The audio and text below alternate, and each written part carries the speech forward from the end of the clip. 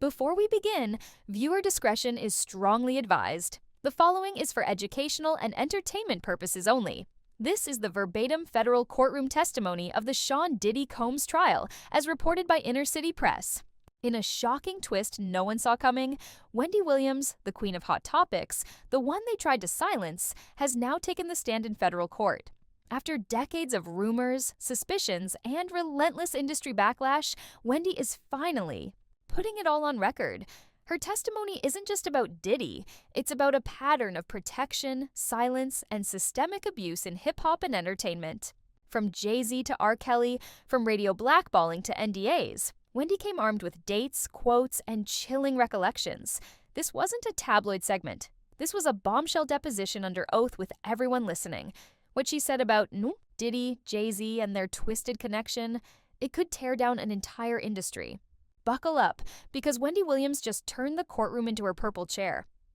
When Wendy Williams entered the courtroom, it didn't feel like a celebrity appearance. It felt like the arrival of someone who had been buried alive and clawed. Her way out, just to finally tell the truth. She wasn't here for headlines, she wasn't here for drama. She was here because for years, the media tried to silence her with lawsuits, threats, blackballing, and mockery. And now all those warnings, all those rumors she put out on her old radio show were part of a federal investigation. She sat down, looked directly at the jury, and adjusted her microphone with a calm but deliberate pace. I was never messy. I was never bitter. I was never lying. I was early. Wendy wasted no time reminding the court why she was there, to testify. Under oath about the behaviors, threats, cover-ups, and patterns she had long accused Sean Diddy Combs of orchestrating. When I first started talking about Diddy, she said, I wasn't trying to tear him down. I was trying to wake people up. The courtroom watched as she placed a stack of papers in front of her, printouts of old show transcripts, emails from executives, and a timeline of everything Diddy allegedly did to shut her down. She started in the early 2000s. He was protected. Everybody knew it. You couldn't talk about Puff without a phone call coming in an hour later. She detailed moments where station managers warned her, advertisers pulled out of her show, and threats were made in subtle but unmistakable ways. You're doing too much, Wendy, they'd say. You're going to get hurt, Wendy. She described being chased quite literally out of her radio station by a girl group allegedly sent by Diddy himself. Total. I said they were broke, and within hours they were waiting for me outside my building. That's not coincidence. That's coordination. Wendy described her career like it was a war zone. Every time I exposed something about Diddy, from his parties to the way he treated his artists, something in my world would collapse. A sponsor, a syndication deal, a network invite, gone. But she refused to back down. You can blackball me, you can threaten me, but you can't erase me. And now I'm under oath, so I hope they're listening, because I'm not stopping until the truth is loud enough to shut their machine down. When the prosecution asked Wendy about the culture surrounding Diddy, she pivoted towards someone else she had long warned the public about, Jay-Z, and her tone sharpened. You can't talk about what Diddy did without talking about the people who stood next to him, smiled with him while the abuse was happening. That includes Jay-Z? Wendy's eyes scanned the jury before she leaned in. Y'all remember Foxy Brown? She was 15. Jay-Z was 27, and he was everywhere with her. She pulled out lyrics from Foxy's debut album, songs Jay-Z reportedly wrote. Ain't no one like the one I got. No one can love me better. She read aloud deliberately. The courtroom recoiled. You tell me, she continued. Why was a grown man writing those lyrics for a child? She continued with details only someone from the industry could know. Rumors of Jay picking Foxy up from high school, lavish gifts, shopping sprees, and hair appointments funded by a man almost twice her age. This wasn't a label signing. This was grooming. Then Wendy dropped something even darker, an alleged tape. There was a rumor for years that a tape existed. Jay-Z, Foxy, and Jamie Foxx. You never heard about it again. Why? Because suddenly Foxy's home was burglarized. The tape gone. She let the words hang in the air. Coincidence? I think not. Wendy said she was fired from her top-rated radio show shortly after suggesting that Jay-Z's relationships with underage girls needed to be investigated. They called me toxic, but now you're seeing that everything I asked was worth asking. The prosecution then asked if she had any concrete evidence. Wendy nodded. Email, call log. Producers who backed out of my show when I brought up Jay's name. She told the court that Jay-Z's team made quiet calls to industry insiders to blacklist anyone who spoke about Foxy. They turned me into the villain, she said, just for asking what any decent person should have asked. Then she turned to the jury. You think I lost sponsors for being messy? No. I lost sponsors because I was right, and they couldn't let that spread. Next came what Wendy called the part nobody wanted to believe, the part that had her labeled as a liar, a loudmouth, and worse. She told the court, I was the first to say it. Those weren't parties, they were operations. She was referring to the infamous freak-offs, a term now central to the federal indictment against Diddy. Wendy said she first heard whispers about these events in the late 90s when Bad Boy was at its peak. Phones were taken at the door, guests signed NDAs. There were candles, escorts, cameras. People were assigned to rooms. This wasn't a house party. It was a ritual. She referenced Karen Superhead Stevens, who told Wendy on air that Diddy invited her to one of these parties and asked for male involvement. Superhead didn't lie. She described everything. Diddy's paranoia, his substances, the strange setups. She said he was afraid she'd expose him. Wendy leaned in again. And I made sure people heard that interview. I played it again and again because the truth was too heavy to let it pass. She described similar stories she'd heard from other guests. Men and women who had been to Diddy's parties and came back shaken. They didn't just party. They were told what to do, what to wear, who to touch, what room to go in. Wendy testified that she had personally spoken with 3 individuals who described IV bags being used to recover from the party, just as the court indictment now details. They said there were medical assistants on standby. This was not socializing. This was organized depravity. She produced a list, pseudonyms only, of people who'd given her their testimonies in private. The court was stunned. One by one, these events matched the very patterns described by Cassie Ventura, Gene Deal, and other witnesses in the case. Finally, Wendy said something that hit everyone hard. The baby oil. I said it on air as a joke. But it wasn't funny. They really found over 1,000 bottles, just like I said. You know why I knew? Because people told me, and I was the only one willing to say it. She sat back in the chair, composed, and looked over at Diddy. All these years later, and we're finally here. Now it's not gossip. It's evidence. As the courtroom grew more silent, Wendy Williams shifted focus to someone else she had been defending for years, Cassie Ventura. I said it back then, she declared, eyes never leaving the jury. Y'all were mesmerized by the diamonds, the music videos, the red carpets, but I saw a scared girl. I saw imbalance, and I said it on the air. Something about that relationship was off. Wendy testified that she had tried to warn her listeners as early as 2008 about the obsessive control Diddy allegedly had over Cassie. She was 19. He was pushing 40. That's not love. That's leverage. Wendy explained how the mogul's lifestyle, jets, private security, industry pull, made it nearly impossible for Cassie to leave. I said it then, and I'll say it now. She didn't need a boyfriend. She needed a bodyguard. She reminded the courtroom of a clip she played on her show years ago, where Cassie looked down during an interview and flinched when Diddy raised his voice. People called it nerves. I called it trauma, but nobody listened. The prosecution then entered into evidence a timeline of Wendy's broadcasts that paralleled Cassie's legal claims. I was told Diddy had access to her phones, that he'd show up at hotels unannounced, that he'd get staff to unlock her doors. She paused, and when I said that out loud, my show sponsors pulled the plug. Wendy then referenced a 2018 incident, the one where Cassie reportedly ended the relationship after Diddy allegedly forced his way into her home. That's not the first time he showed up uninvited, Wendy testified. People don't understand. When a mogul wants control, they don't need permission. They make the world rearrange itself for them. She gave the court a chilling breakdown of how these mogul dynamics play out. Grooming, isolating, leveraging industry influence, and forcing the illusion of luxury as a means of obedience.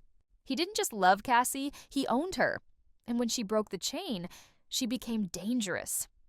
Wendy ended this part of her testimony by saying, everything in that lawsuit, I saw the signs, I said it publicly, and now she's finally being heard. But at what cost? Wendy adjusted her mic again. Her voice didn't tremble, but it slowed. You don't get to talk about men like Diddy and walk away clean. I knew that, but I didn't realize how deep it would go until it happened. She testified that in 2004, at the peak of her radio dominance, she received a message from a record label executive. "Stop talking about Puff or else." Wendy didn't flinch. She kept going. The very next week, she was pulled from her afternoon's time slot. "They didn't even pretend it wasn't about him," she said. "It was punishment."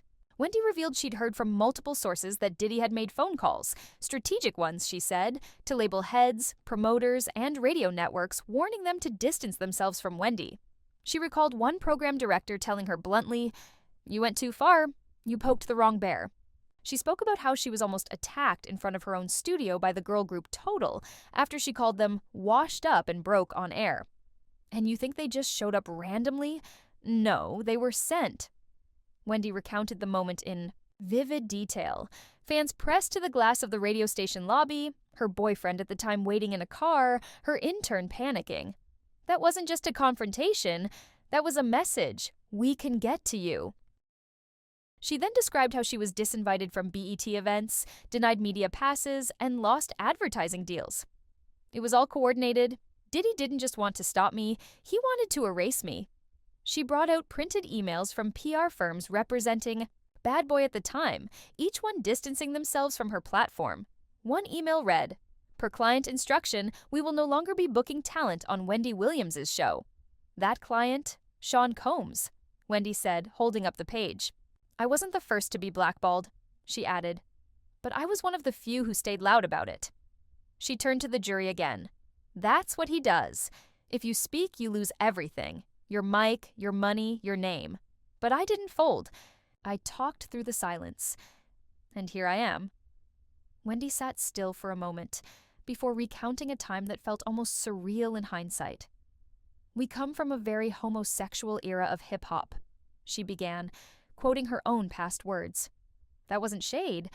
That was truth, and for saying it, I was burned at the stake."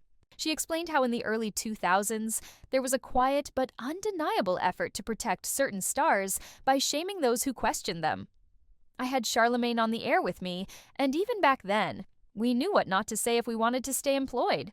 But I said it anyway." She brought up her 2004 book, The Wendy Williams Experience, which was full of coded references and veiled warnings about Diddy, Jay-Z, and their after-dark lifestyles.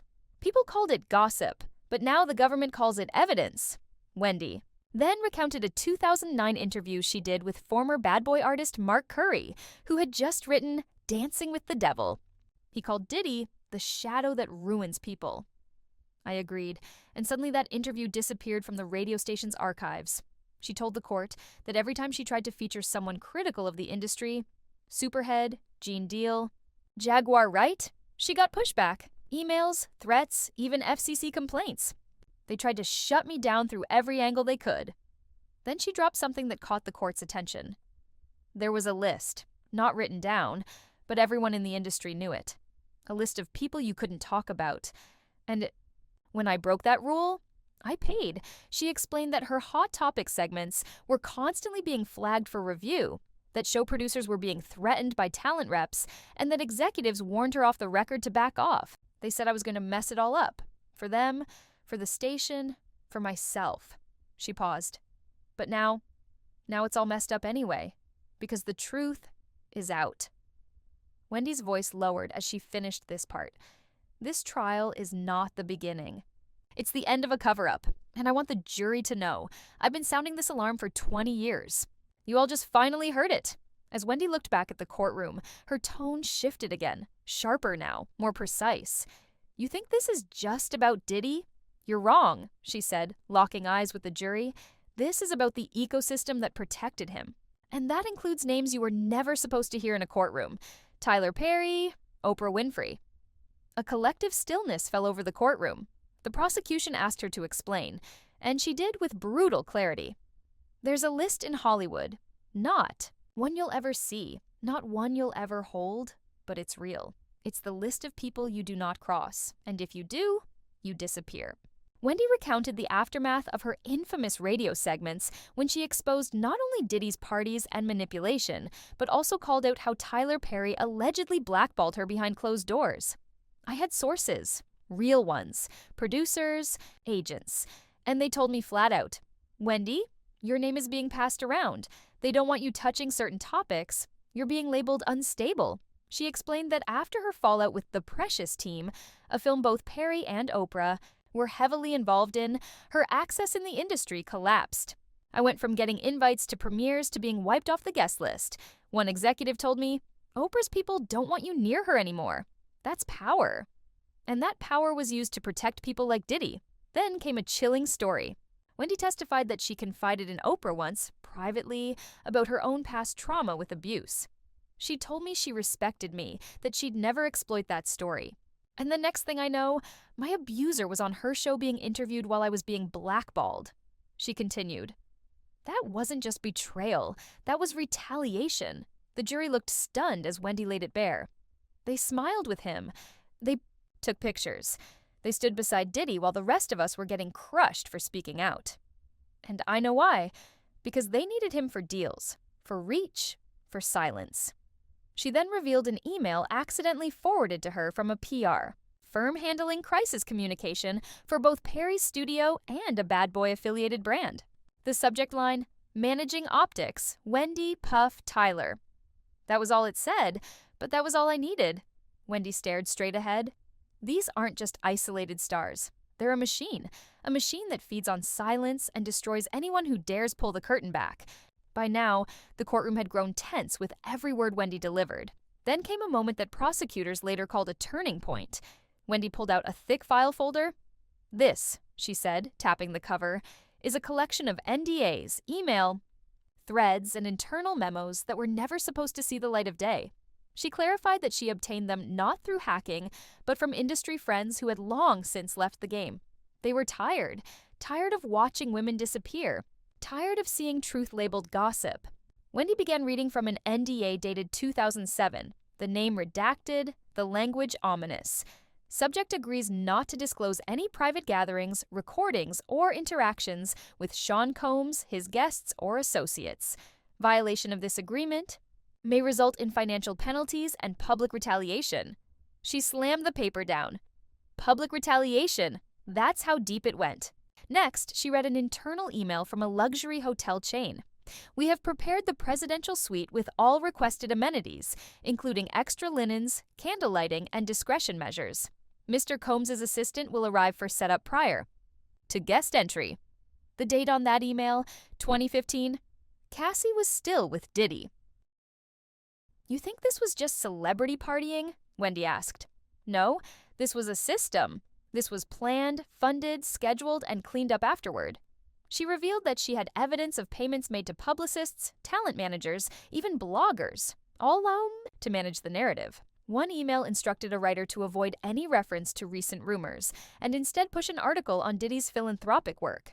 Then came a photo, one that prosecutors presented to the jury.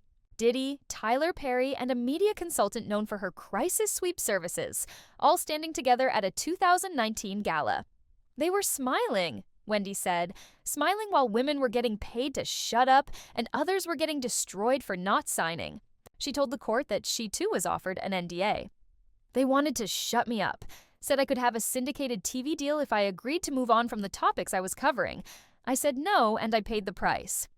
The jury was silent as Wendy concluded. The silence they bought cost others their freedom, their peace, their truth. And now it's all unraveling, one NDA at a time.